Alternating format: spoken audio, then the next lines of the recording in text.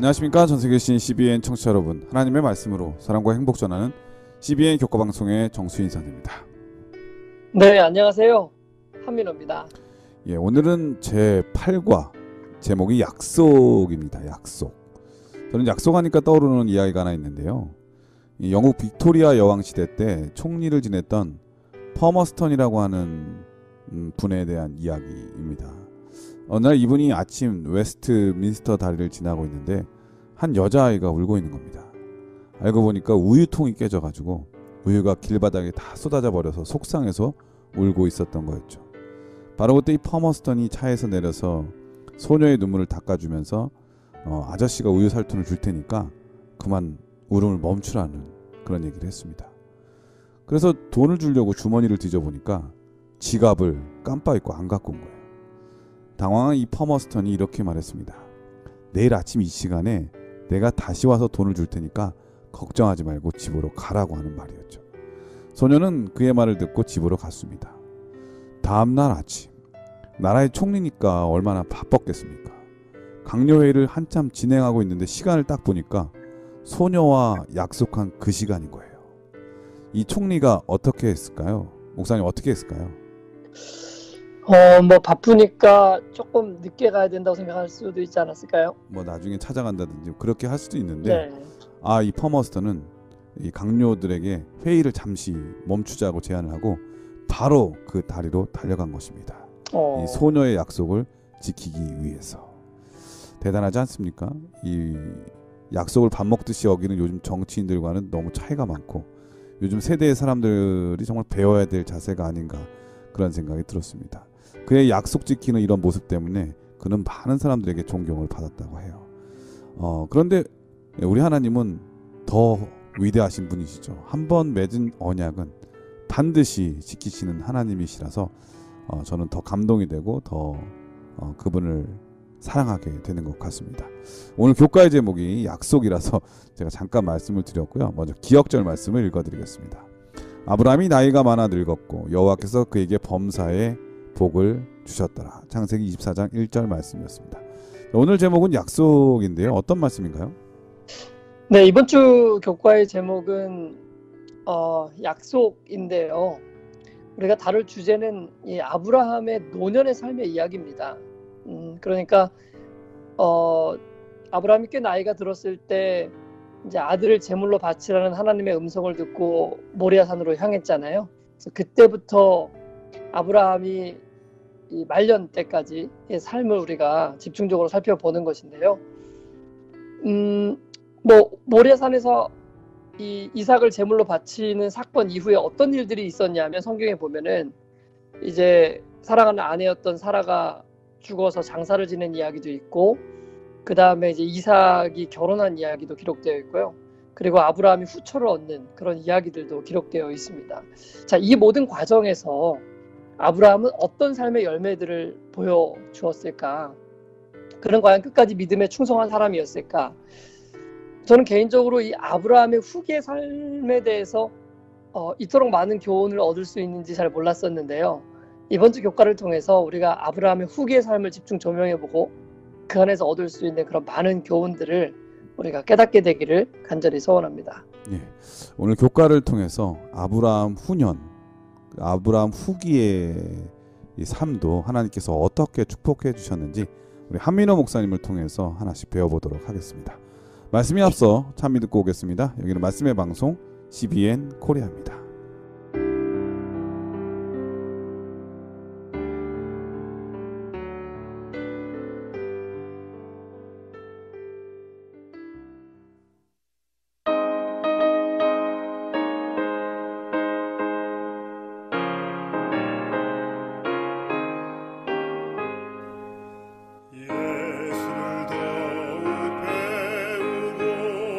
받은 바은혜 전하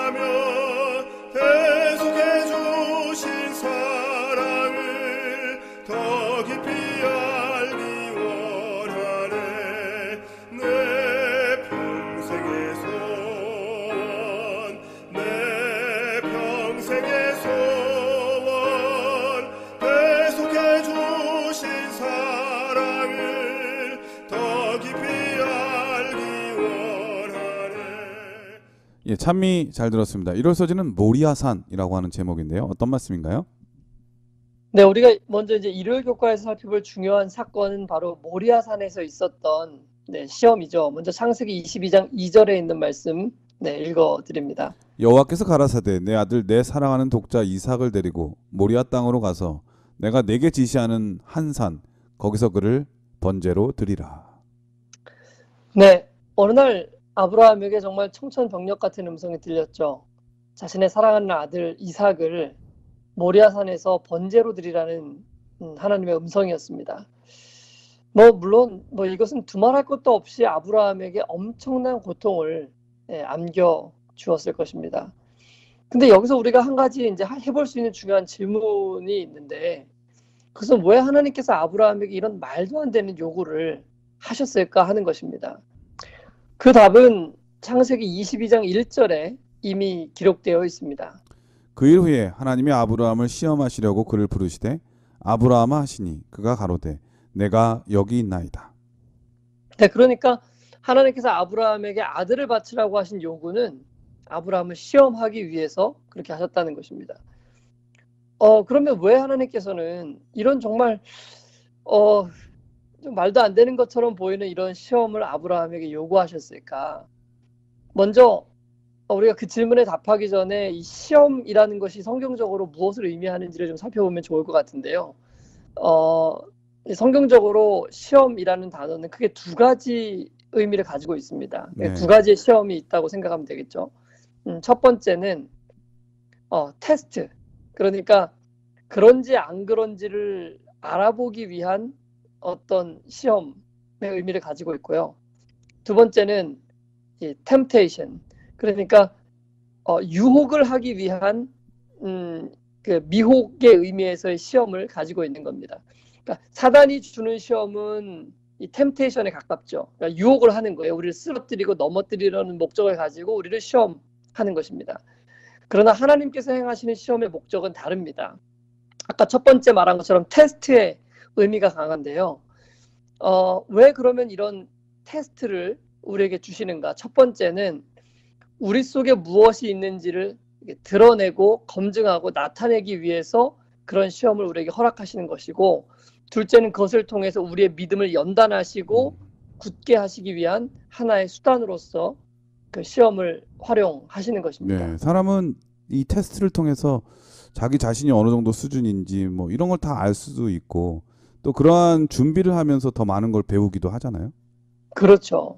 자, 그런 의미에서 보면은 하나님께서 아브라함을 시험하시려고 부르셨다는 말의 뜻은 첫 번째로는 아브라함의 믿음을 검증하기 위함이었고, 두 번째는 그 과정을 통해서 아브라함이 가진 믿음을 연단하게 하셔서 더욱더 굳고 또 확고하게 하시기 위함이었던 것입니다. 여기서 그럼 우리는 또 다른 질문을 해볼 수 있을 거예요. 아니, 하나님께서 아브라함의 믿음을 이미 다 알고 계실 텐데 왜 굳이 그런 검증이 필요하고 드러내는 일이 필요할까? 물론 하나님은 아브라함의 믿음을 이미 다 알고 계시기 때문에 시험하실 필요가 없습니다. 그러나 온 우주의 거민들은 아브라함이 어떤 믿음을 가졌는지를 볼 수 없기 때문이죠. 네, 그리고 또 하나님께서는 이 일을 통해서 아브라함에게 주시고자 하는 또 축복과 어떤 또 다른 메시지가 있는 거겠죠. 맞습니다. 그 두 가지 목적을 가지고 있는 것이죠. 뿐만 아니라 이제 과거의 삶을 보면은 아브라함의 삶에 여러 가지 실패 경험들이 뒤엉켜 있거든요. 그렇기 때문에 믿음의 조상이 되려 한다면 아브라함이 하나님을 믿는 믿음 안에서 굳건한 그 신뢰를 바탕으로 하나님께 순종하는 삶의 모습들을 나타내 보이는 일이 정말로 필요한 것인데, 아브라함이 아무리 믿음을 가지고 있고 하나님이 그 믿음을 알고 계신다 할지라도 드러난 사건을 통해서만 그 일들이 증거가 될 수 있었던 것입니다. 부조화 선지자 154페이지에는 다음과 같이 그래서 기록하고 있습니다. 아브라함이 하나님의 약속에 대한 신앙이 부족함을 보였기 때문에 사단은 하나님과 천사들 앞에서 그가 언약의 조건을 따르지 못하였다고 비난하고, 그러므로 하나님의 축복을 받을 자격이 없다고 그를 고소하였다. 하나님께서는 온 하늘 앞에서 당신의 종의 충성을 시험하여 완전한 순종만이 받으시는 바 된다는 것을 증명하고 구속의 경륜을 더 완전하게 저들 앞에 밝히고자 하셨다. 네, 아브라함의 편에서 믿음의 부족들을 너무나 많이 드러냈었기 때문에 사단이 아브라함이 믿음의 조상이 될 자격이 없다고 그를 고소했기 때문에 하나님 편에서 그것을 입증해 줄 필요가 생겼던 것입니다. 그러니까 하나님께서 행하시는 이 시험의 목적은 아브라함의 믿음을 온 우주 앞에 명명백백하게 공개하는 것이었죠. 그래서 첫 번째, 사단으로 하여금 침묵하게 하는 것이고, 두 번째로는 온 우주의 거민들로 아브라함의 믿음을 분명히 보게 하게 하시기 위함이었던 것입니다. 그리고 마지막으로 아까 목사님 말씀하신 것처럼 이 시험을 통해서 아브라함의 믿음이 연단을 받아서 더욱더 확고부동해질 뿐만 아니라 구속의 경륜에 대한 하나님의 마음을 밝히 보여주는 것이 그 목적이었던 것입니다. 결국 하나님께서 행하시는 시험의 목적은 그 대상이 어떤 믿음을 가지고 있는지를 드러내는 것입니다. 아브라함은 모든 것이 어둡게 보였던 때에 하나님의 약속을 굳게 의지했죠. 그리고 그 약속을 믿고 믿음으로 승리를 얻어낼 수 있었던 것입니다. 이와 같은 방법으로 하나님께서는 세상의 모든 사람들을 시험하는 것입니다. 자, 그렇다면 우리도 아브라함과 같은 그런 믿음으로 약속을 굳게 붙들고 끝까지 시험을 견뎌야 하지 않겠습니까? 아브라함이 이와 같이 하여 모든 믿는 자들의 조상이 될 수 있었던 것처럼 우리도 동일한 방법으로 아브라함의 후손이라는 일컬음을 받기에 부족함이 없는 사람들이 될 수 있게 되는 것이죠. 예, 이럴서지는 모리아산이라고 하는 제목인데요. 어쩌면 아브라함에게 처음 모리아산은 이 하나님의 언약과는 매우 상충되는 장소라고 말할 수 있겠습니다. 아들을 주셨는데 다시 바치라는 명령을 받으니까 말이죠. 이 부조화 선지자에 보면은 이 사단의 엄청난 유혹이 나오는데요. 사단의 논리는 이런 거예요. 하나님께서 살인하지 말라고 하셨는데 100세에 약속한 아들을 바치라는 것은 말이 안 되지 않니? 율법을 제정하신 하나님께서 그런 명령을 하실 리가 없어. 그리고 그 아들을 통해 너의 후손이 바다 모래처럼 하늘의 별처럼 많아지겠다고 했는데 그를 바쳐버리면 그게 성립이 되겠니? 뭐 이런 논리예요. 저 같아도 그런 속상임이 들리면 흔들릴 것 같은 생각이 들거든요. 그런데 때론 믿음은 이해가 되지 않을 때라도 주께서 말씀하시면 순종하는 자세가 바로 믿음이라고 하는 생각이 들었습니다. 이 일을 통해서 아브라함은 잘 모르는 중에 이 십자가의 사건을 먼저 경험할 수 있는 놀라운 특권을 얻게 되잖아요. 네. 예, 하나님의 약속은 정말 그런 것 같습니다. 우리가 생각하는 것보다 더 크고 더 깊은 축복을 주시기 위해서 우리를 부르시기도 하고 또 이해 안 되는 명령을 내리시기도 한다는 사실 여러분 꼭 기억해 주시기를 바라겠습니다. 예, 월요일 소지는 하나님께서 친히 준비하시리라 라고 하는 제목인데요. 어떤 말씀인가요? 네, 구약에서 믿음으로 말미암는 의가 가장 빛나고 있는 장면 중에 하나가 바로 이 모리아산 위에서이죠. 아버지 아브라함과 함께 모리아산을 향해 가던 이삭은 평소와 다른 점을 발견했습니다. 분명히 이삭은 아버지와 함께 이전에도 수많은 제사를 드려왔을 것입니다. 그리고 제사를 드리는 일에 있어서 단 한 번도 양 없이 간 적이 없었을 거예요. 그런데 오늘은 이상하게도 번제할 양이 보이지 않는 것입니다.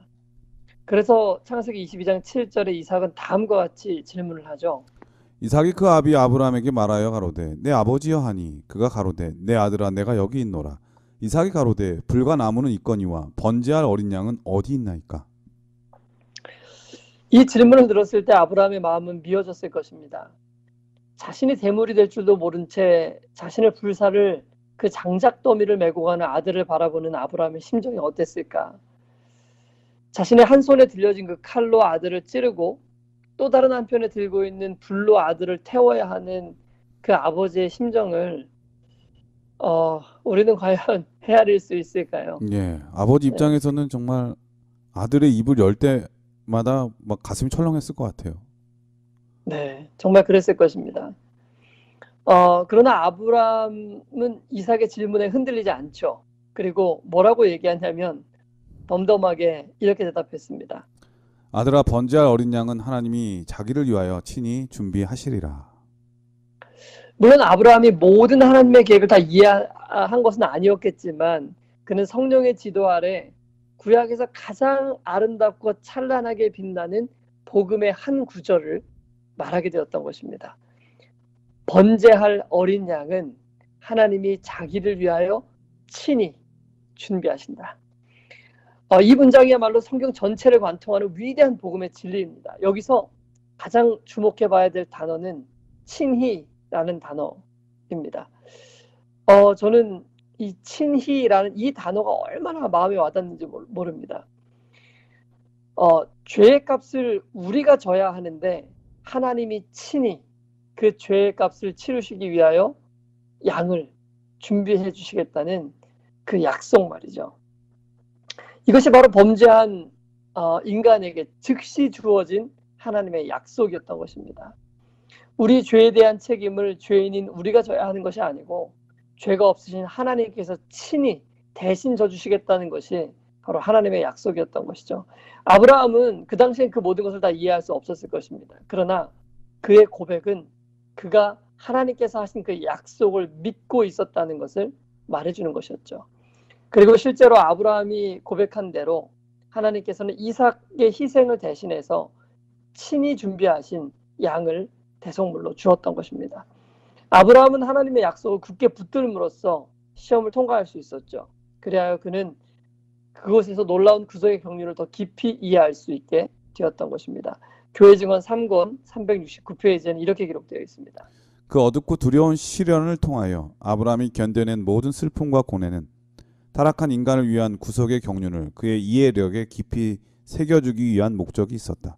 그는 완전한 멸망으로부터 인간을 구원해내기 위하여 하나님의 아들을 돌아가시도록 주신 무한하신 그분의 자아부정이 어느 정도로 말로 다할 수 없는 일이었는가를 자신의 경험을 통해 이해하게 되었다.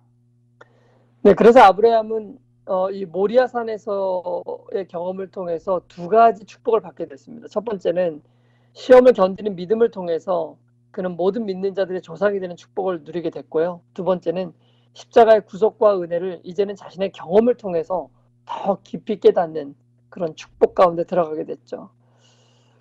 즉 우리가 앞서 얘기한 하나님이 주시는 이 시험의 두 가지 목적이 그의 삶을 통해서 성취되었던 것입니다. 그런데요, 여기 아브라함의 경험에서 우리 모두가 깨달아야 될 또 다른 중요한 한 가지 진리가 있습니다.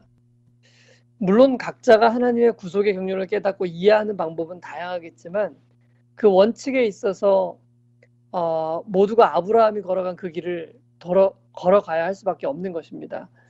원칙은 항상 가혹하고 여기는 양보가 있을 수 없는 것입니다. 그 원칙이란 무엇이냐면 바로 아브라함이 보여준 것처럼 자신의 생명보다도 하나님의 약속을 더 높이는 것입니다. 즉 이 땅에서 아브라함의 최고의 애정의 대상은 자신의 재물이나 목숨이나 혹은 자신의 아들의 생명이 아니었고 오직 살아계신 하나님 그리고 그분의 약속을 믿는 믿음이었던 것입니다. 그 하나님에 대한 애정이 아브라함의 삶에 있어서는 가장 첫 번째 자리를 차지하고 있었던 것입니다. 이 신약 시대의 부자 법관에게 동일한 원칙이 제시되었을 때 부자 법관은 자신의 최고의 애정의 대상이 재물이라고 고백할 수밖에 없었습니다. 그래서 슬퍼하며 예수님을 떠나갈 수밖에 없었죠. 만약 아브라함이 하나님의 명령에 순종하기를 거절하였다면 그도 역시 부자 법관과 동일한 노선을 따르고 있는 사람이라는 것을 온 우주 앞에 반대로 증명하게 되었을 것입니다. 우리는 기억해야 할 것입니다. 원칙은 한 번도 변하지 않는다는 것을 말이죠. 그리고 앞으로도 변하지 않을 것이라고 말이죠. 만약 우리가 아브라함처럼 믿음을 가진 사람이라고 고백하려고 한다면 우리의 믿음도 아브라함과 같이 더 높은 믿음의 표준을 향해서 전진해 나가야 할 것입니다. 그리고 결국 우리의 믿음이 우리의 생명이나 우리의 자녀의 생명까지도 주님께 드릴 수 있는 그 지점에 도달하기 위해 나아가야 할 것입니다. 우리가 그 지점에 도달했기 때문에 대가로 구원을 얻는 것이 아니고 어린 양을 친히 준비하신 그 사랑에 대한 믿음 때문에 결국 우리의 순종이 우리의 삶이 그 지점에 이르게 된다는 것입니다. 이러한 믿음의 경험을 통해서 우리 모두 참 아브라함의 자손들이라 칭함을 받게 되는 우리 모두가 되었으면 좋겠습니다.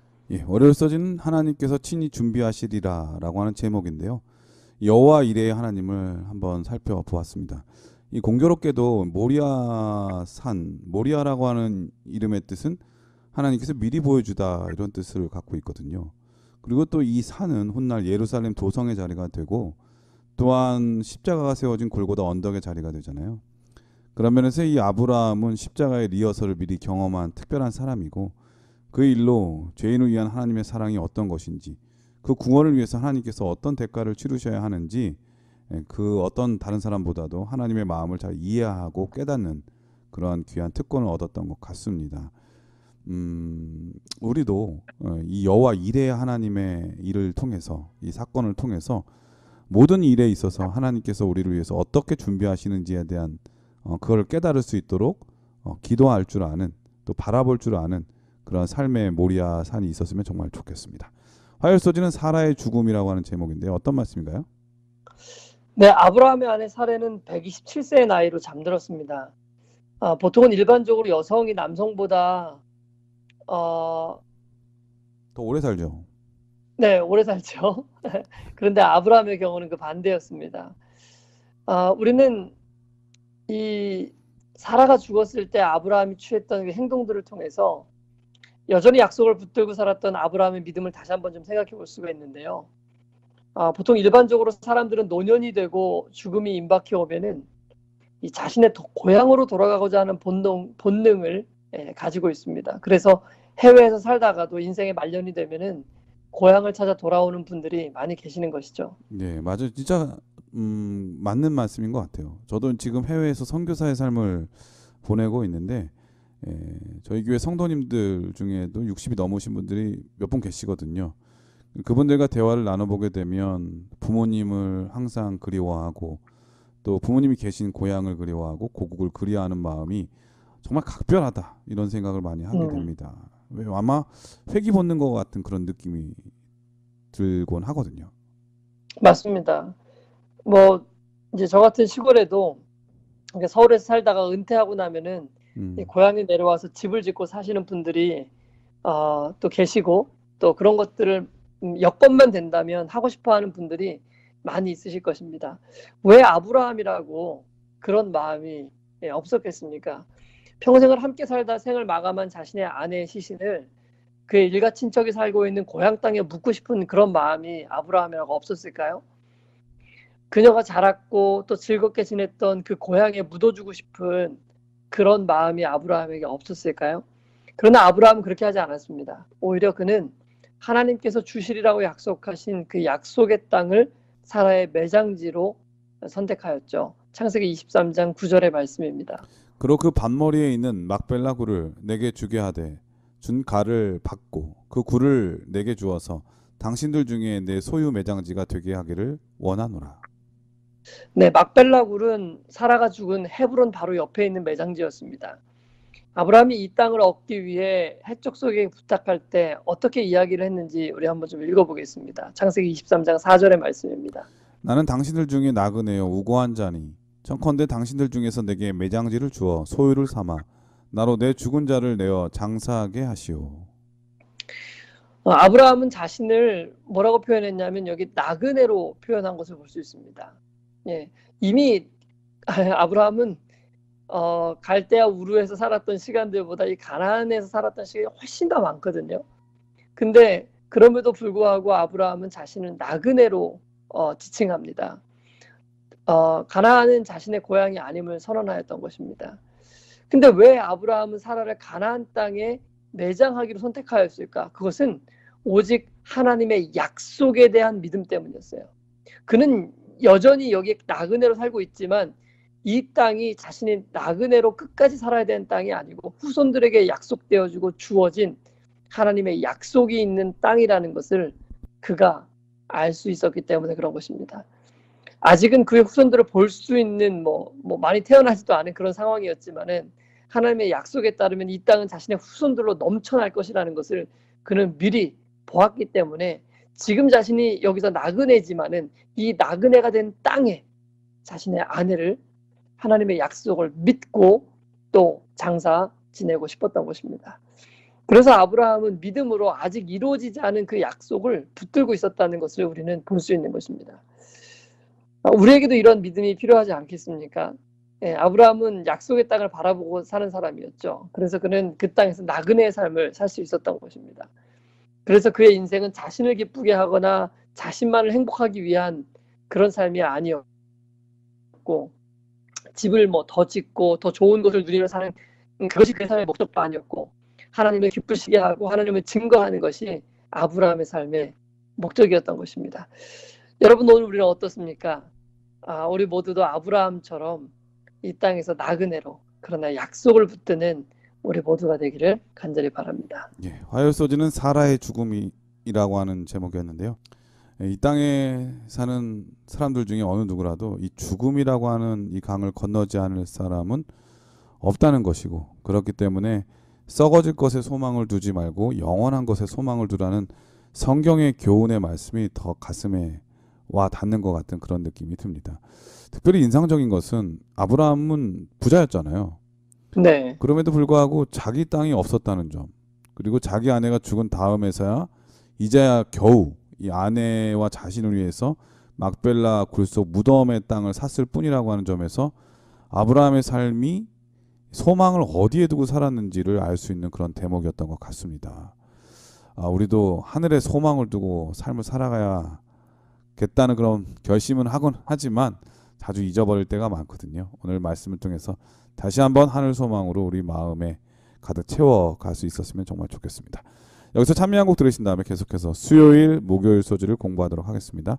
여기는 말씀의 방송 CBN 코리아입니다.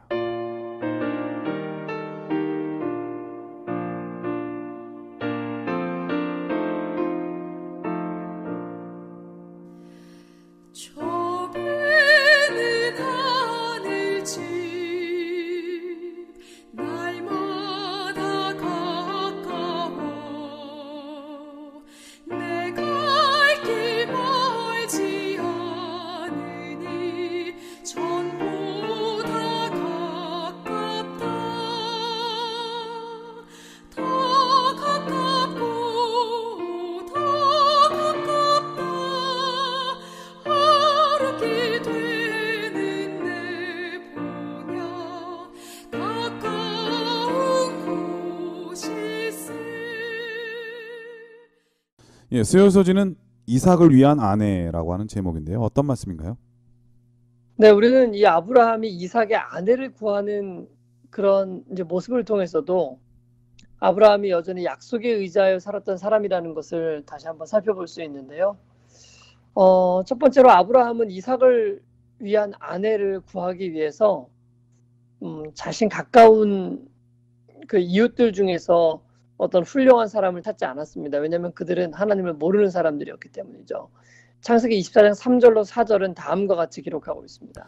내가 너로 하늘의 하나님, 땅의 하나님이신 여호와를 가리켜 맹세하게 하노니 너는 나의 거하는 이 지방 가나안 족속의 딸 중에서 내 아들을 위하여 아내를 택하지 말고 내 고향 내 족속에게로 가서 내 아들 이삭을 위하여 아내를 택하라. 네, 이것은 아브라함의 종에게 자신의 고향에게로 가서 이 이삭을 위해서 아내를 좀 구해오라고 당부하는 장면입니다. 여기서 아브라함이 고향이라고 말한 것은 그가 떠났던 갈대아 우르로 가라는 뜻은 아니죠. 그가 갈대아 우르에서 나올 당시에 그의 가족과 친척들이 함께 나왔습니다. 그들은 하나님을 믿고 따르는 사람들이었기 때문에 이제 그들 중에서 아브라함은 자신의 아들을 위한 그 아내를 얻기를 바랬던 것이죠. 아브라함은 약속에 의지하여서 이방인들 중에서 아내를 맞이하는 것을 극도로 경계했습니다. 그래서 자신의 종으로 하여금 자신의 환도표에 손을 넣게 하고 맹세를 시켰던 것입니다. 결코 이방인 중에서 아내를 구하지 말라고 말이죠. 그런데 이 종의 입장에서 보면은 이제 고향에 가서 아내를 구하는 것, 왜냐하면 친척이 많지 않기 때문에 그 중에서 한 명을 구하는 것도 힘든 일이지만 구했다고 치더라도 그 사람이 알지 못하는 사람에게 시집을 가겠다고 결정하는 것도 힘들 테고, 또 가족을 떠나 먼 이국에 아무도 아는 사람이 없는 그곳에 오겠다고 결심하는 것도 너무 힘들 것처럼 보였을 거예요. 사실 이 명령을 받은 엘리에셀 입장에서는 네, 이거는 엄청난 숙제였을 것 같아요. 그렇죠. 그래서 창세기 24장 5절에 보면은 그 종이 이렇게 얘기를 하는 장면이 나와요. 종이 가로되 여자가 나를 쫓아 이 땅으로 오고자 아니하거든 내가 주인의 아들을 주인의 나오신 땅으로 인도하여 돌아가리이까. 뭐 너무나 당연한 거죠.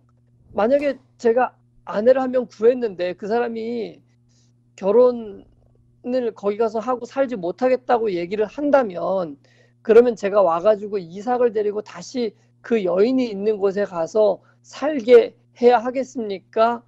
라고 질문을 하는 것입니다. 그에 대한 아브라함의 대답은 너무나도 분명했죠. 창세기 24장 6절로 8절에 있는 말씀입니다.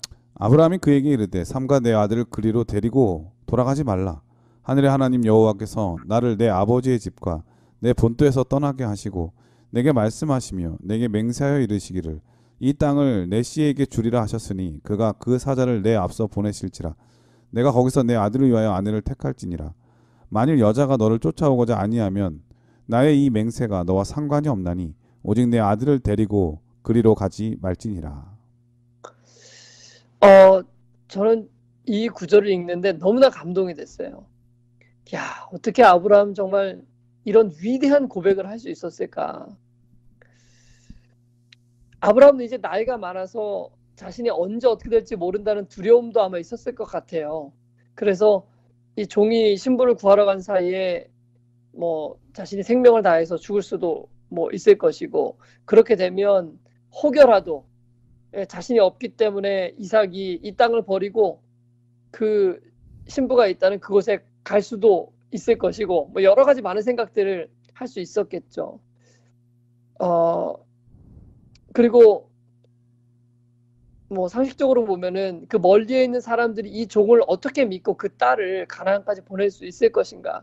이삭의 나이도 40세였습니다. 이미 혼기가 지나도 한참 지냈던 그런 나이였죠. 사람을 만나기도 힘들고 또 만난더라도 데리고 오기도 힘들고 여러 가지 어려움들이 분명히 있는 상황이었습니다. 그럼에도 불구하고 아브라함의 대답은 너무나 분명했죠. 오직 내 아들을 데리고 그리로 가지 말지니라. 나는 다시는 내가 떠나온 그곳으로 돌아가지 않겠다는 것이 아브라함의 결심이었습니다. 설령 그 아내를 구하는 것이 너무나 힘들다 할지라도 그것이 불가능해 보인다 할지라도 바로 내가 서 있는 이곳이 하나님께서 약속한 땅이니 나는 그분께 모든 것을 맡기고 여기를 떠나서 그곳으로 돌아가는 일은 결코 없을 것이라는 것이 아브라함의 고백이었습니다. 아브라함은 다음과 같이 믿음을 표현했죠. 하늘의 하나님 여호와께서 나를 내 아버지 집과 내 본토에서 떠나게 하시고 내게 말씀하시며 내게 맹세하여 이르시기를 이 땅을 내 씨에게 주리라 하셨으니 그가 그 사자를 내 앞에서 보내실지라 내가 거기서 내 아들을 위하여 아내를 택할지니라. 아브라함은 믿음이 있었습니다. 하나님께서 내가 거주하고 있는 이 땅을 나와 내 자손들에게 주신다 약속하셨으니 그 약속에 따라서 하나님께서 사자를 보내시고 내 아들을 위한 아내를 만날 수 있도록 해 주실 거니 너는 믿음으로 그곳에 가서 아내를 찾아오너라 라고 당부한 것입니다. 이 땅을 내 씨에게 주리라 하셨으니 그가 사자들을 내 앞서 보내실지라. 여러분 너무 감동적이지 않습니까?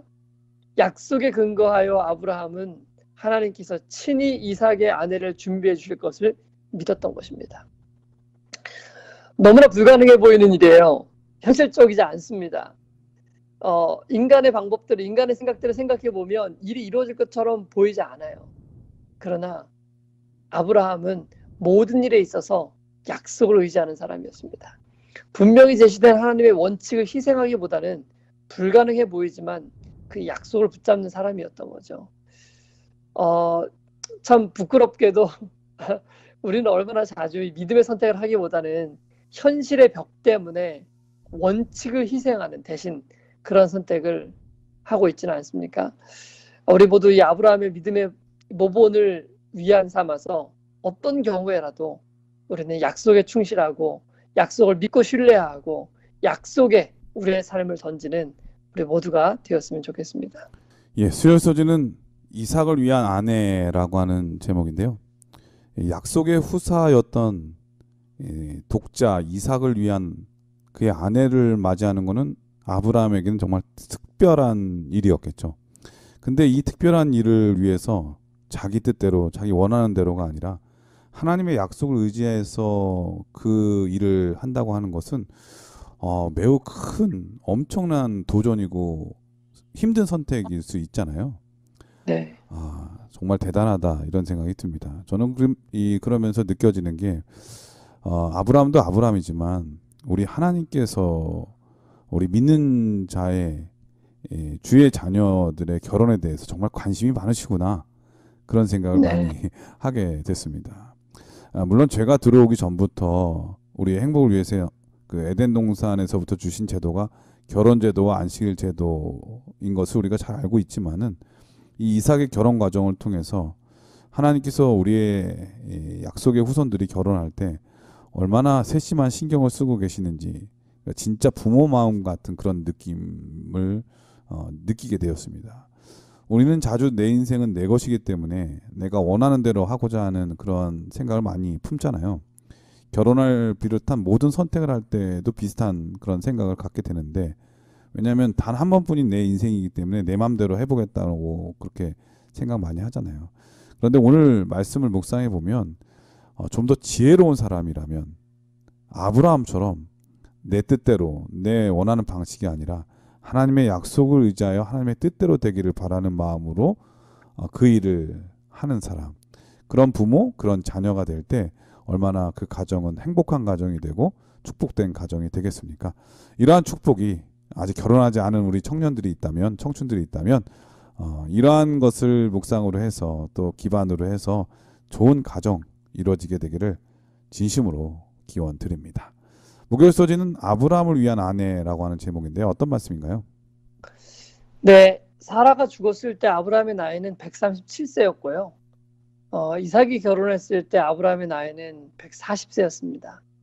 그리고 그 후로부터 아브라함은 35세를 더 살다가 이제 무덤으로 내려갔습니다.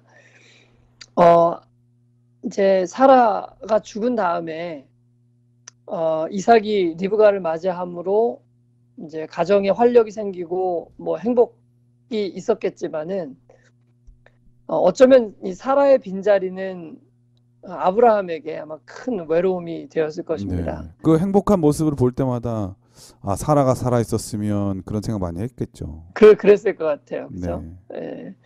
이제 그러다 보니까 아브라함도 또 자신도 새로운 아내를 좀 맞이해서 좀 이 말년을 좀 행복하게 보냈으면 좋겠다 어떤 그런 소원을 좀 가졌던 것 같아요. 그래서 창세기 25장 1절에는 다음과 같이 기록하고 있습니다. 아브라함이 후처를 취하였으니 그 이름은 구두라라. 네. 그래서 아브라함이 구두라라는 여인을 이제 그 후첩으로 취하게 되었습니다. 성경의 기록을 통해서 추측해 보건대 아마 구두라는 아브라함보다 훨씬 더 젊은 여성이었을 것입니다. 왜냐하면 성경은 구두라가 아들을 5을 낳았다고 기록을 하고 있기 때문입니다. 물론 딸들도 있었을 것입니다.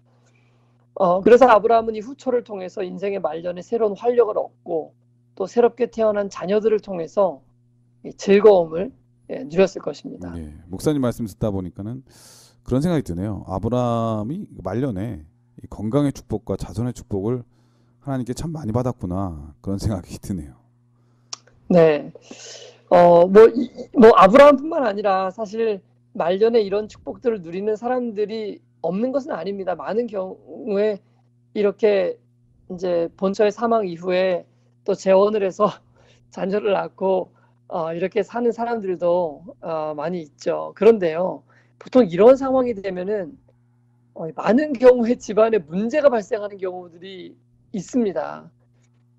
특별히 재산 분쟁과 같은 경우는 동서고금을 막론하고 가정 파탄의 주범이 되거든요. 아브라함이 노년에 결혼을 했고 젊은 여인을 아내로 맞이했고 그 사이에 자녀들이 출생했다면은 자칫 잘못하면 이 아브라함의 말년도 매우 큰 어려움들에 휘말릴 가능성들이 분명히 있었을 것입니다.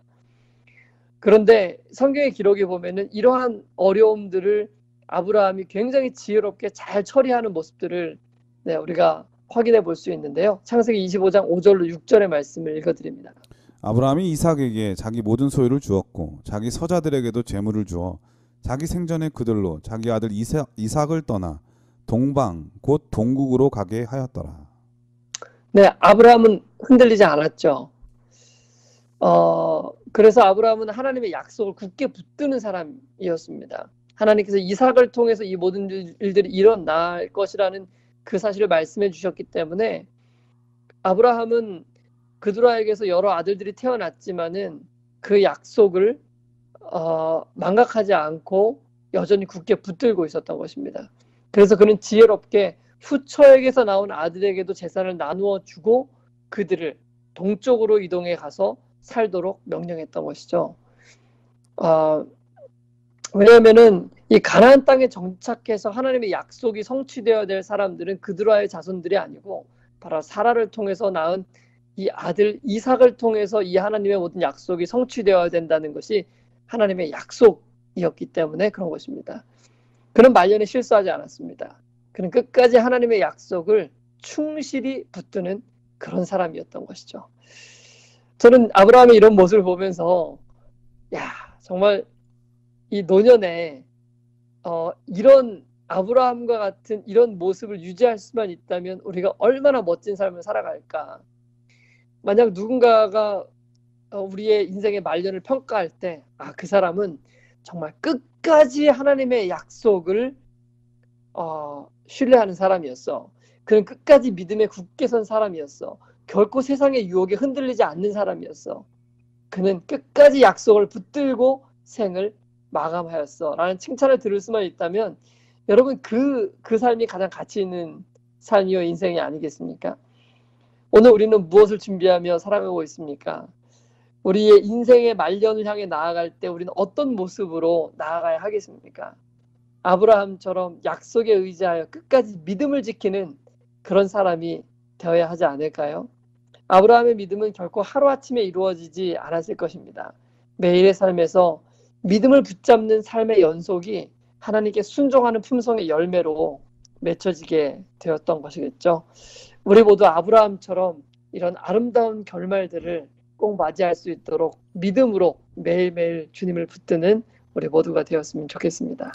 예, 목요일 서신은 아브라함을 위한 아내라고 하는 제목인데요. 아브라함이 사라가 죽고 난 다음에 새로운 아내 그두라를 두었다는 그 기록을 우리가 한번 살펴본 것인데 당시에는 여성들에게는 지금처럼 직업이라든지 여성의 권리라는 것이 그렇게 크지 않았잖아요. 많은 제약이 있다 보니까 남편이 죽고 나면은 경제적으로 사회적으로 많은 제약이 있었고 어려움이 있었을 겁니다. 결혼하지 못한 여인들도 당연했겠죠. 그래서 당시에는 이러한 여성의 복지 차원에서 또 어려움을 당하는 그런 여인들을 위해서 일부 다처제가 허락이 되었던 상황이었습니다. 지금의 차원하고는 전혀 다른 상황이었다고 하는 것을 말씀을 드리고요.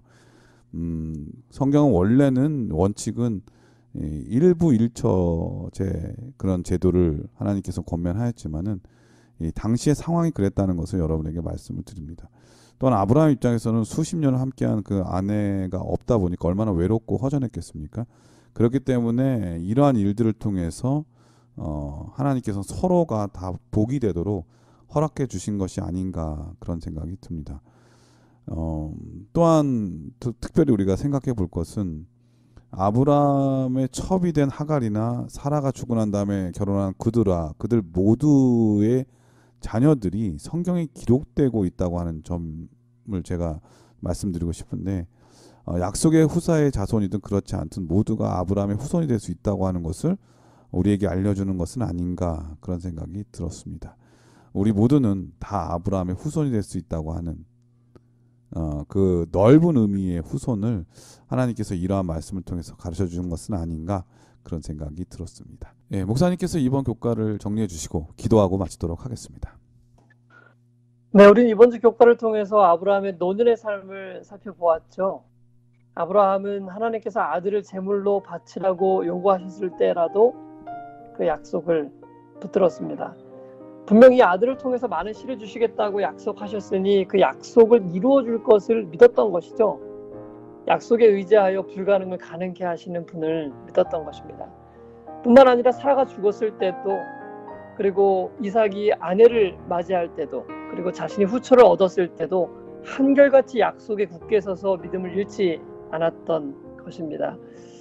정말 아브라함의 삶이 믿음의 조상이 될 만하지 않습니까? 그러나 우리가 여기서 한 가지 잊지 말아야 할 것이 있습니다. 그것은 아브라함이 그렇게 훌륭한 순종을 품을 수 있었던 것은 바로 약속의 변함이 없으신 하나님이 계셨기 때문이죠. 아브라함은 하나님의 약속이 변치 않는다는 것을 알았기 때문에 그는 그 약속을 굳게 붙들 수 있었던 것입니다. 아무쪼록 우리 모두도요, 하나님의 약속을 굳게 신뢰하고 아브라함과 같은 순종의 생애로 나아가는 우리 모두가 되기를 간절히 소원하면서 교과를 정리하겠습니다. 예, 목사님의 기도로 교과를 마치도록 하겠습니다. 은혜로우신 아버지 하나님, 오늘도 저희가 이 교과의 말씀을 통하여 아브라함의 생애를 살펴보게 하시니 참으로 감사합니다. 아멘. 아브라함이 여러 어려운 상황 가운데서도 하나님을 끝까지 신뢰하고 또 순종하고 주의 약속을 굳게 붙들었던 것처럼 하나님, 우리도 도와주셔서 우리의 삶에 펼쳐지는 여러 어려움들 가운데서 하나님의 약속을 기억하는 자들 될 수 있도록 인도하여 주십시오. 아멘. 주님을 끝까지 신뢰하고 변치 않으시는 주님의 약속을 의지하여 하루하루 아브라함과 같이 순종의 생애로 우리의 삶을 꼴져나갈 수 있도록 도와주시기를 예수님의 이름으로 기도합니다. 아멘. 아멘. 예, 전 세계 계신 CBN 청취자 여러분, 애플사를 세운 그 유명한 스티브 잡스는 자기가 세운 회사에서조차 쫓겨나는 불행한 경험을 한 적이 있었습니다. 그런데 훗날 그는 이런 고백을 하게 되죠. 그 시간이 내게는 가장 창조적인 시간이었으며 환자에 불과했던 나에게는 매우 귀중한 필요한 쓴약이 되었다라고 말합니다. 잘 생각해보면 가장 힘들고 가장 고통스러운 시간들이 하나님과 내가 가장 가까운 친밀함의 시간이 되었다는 사실을 고백할 수 있을 것입니다. 한 주일 주의 사랑을 많이 경험하는 그러한 시간이 되기를 간절히 바라면서 저희는 다음 주에 더 좋은 모습으로 찾아뵙도록 하겠습니다. 건강하시고요. 안녕히 계십시오. 안녕히 계세요.